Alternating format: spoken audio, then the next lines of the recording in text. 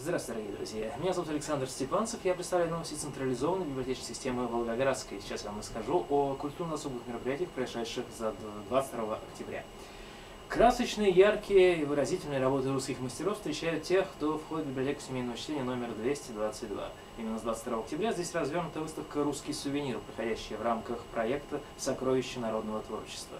Образцы таких известных народных промыслов, как Гжель, Хохлома, Жостова, Дымковская игрушка, Палях и Федоскина не могут не порадовать, не впечатлить и не создать впечатление, не создать настроение.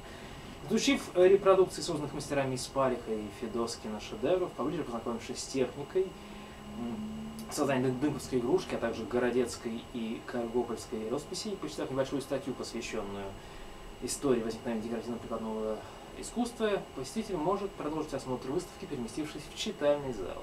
Здесь, в уютной, располагающей атмосфере, можно сполна насладиться воплощенной в дереве и глине фантазии нескольких поколений мастеров Хохломы и Гжели, а проводимые мастер-классы и презентации помогут лучше понять и освоить разные техники, в которых работали и до сих пор работают мастера, посвятившие всю свою жизнь сохранению традиций народного творчества. 22 октября в библиотеке номер 142 состоялось мероприятие «Отечеству дорогие имена», посвященное исторической хронике семьи Тучковых. Посетителями стали ученики 7 класса Центра образования номер 1408.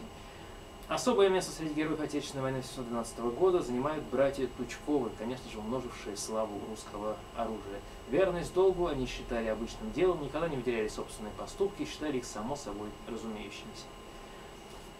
22 октября Центральная библиотека номер 194 в рамках работы кружка «Мастерская чудес» продолжила мастер-класс по так называемой джинсовой бутылке. На обклеенную газетой на предыдущем занятии бутылку был нанесен слой грунта и высушен.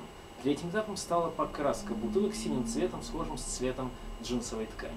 Вторая часть встречи была посвящена работе с пуговичной бутылкой.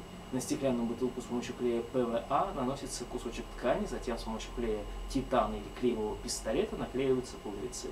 Работа трудоемкая, поэтому будет продолжена на следующем занятии. А о очередных мероприятиях в рамках централизованной библиотечной системы Волгоградская мы расскажем в следующих включениях. И, конечно же, об этом можно узнать на сайте www.biblios.ru.